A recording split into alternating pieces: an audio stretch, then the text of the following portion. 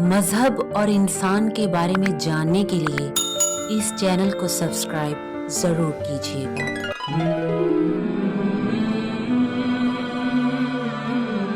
جو سچ کے آ جانے کے بعد اس کو جھٹلائے وہ ظالم ہے۔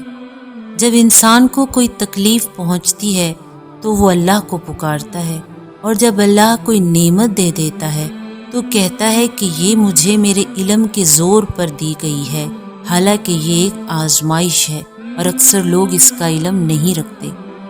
اللہ فرماتے ہیں کہ اے میرے بندو، جنہوں نے اپنے نفس پر زیادتی کی ہے، رحمت خدا سے مایوس نہ ہونا، اور اللہ تمام گناہوں کا معاف کرنے والا ہے۔ بس تم اپنے پروردگار کی طرف رجوع کرو اور اسی کے لیے جھک جاؤ، اس سے پہلے کہ تم تک عذاب آ جائے تو پھر تمہاری مدد نہیں ہو سکتی۔ تمہارے رب کی طرف سے جو بہترین قانون نازل کیا گیا ہے اس کا اتباع کرو۔ فرشتے صاحبان ایمان کے لیے استغفار کرتے ہیں۔ اللہ سے وہی نصیحت حاصل کرتا ہے جو اس کی طرف رجوع کرتا ہے۔ بے شک اللہ ایمان والوں کی زندگانی دنیا میں بھی مدد کرتا ہے اور اس دن بھی کرے گا جب سارے گواہ اٹھ کھڑے ہوں گے۔ صبر کریں اور اپنے حق میں استغفار کرتے رہیں، اور صبح و شام اپنے پروردگار کی حمد کی تسبیح پڑھتے رہیں۔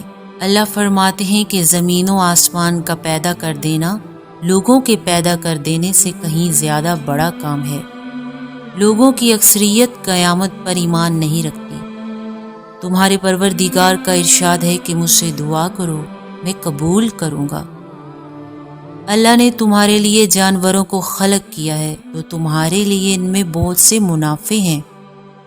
عذاب دیکھنے کے بعد کوئی ایمان کام آنے والا نہیں کہ یہی اللہ کا مستقل طریقہ ہے۔ اللہ نے زمین کو 2 دن میں پیدا کیا اور 4 دن کے اندر تمام سامان معیشت کو مقرر کر دیا، جو تمام طلبگاروں کے لیے مساوی حیثیت رکھتا ہے، اور آسمان کو 2 دن کے اندر 7 آسمان بنا دیے۔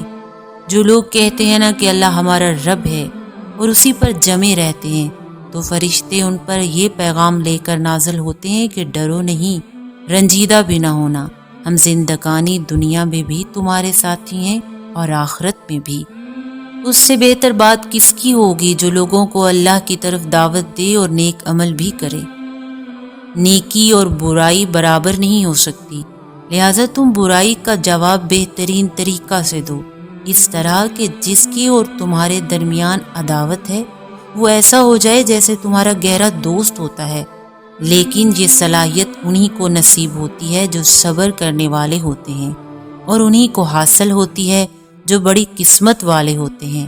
اور اگر اس راہ میں تم میں شیطان کی طرف سے کوئی وسوسہ پیدا ہو تو اللہ کی پناہ طلب کرو کہ وہ سب کی سننے والا ہے اور سب کا جاننے والا ہے۔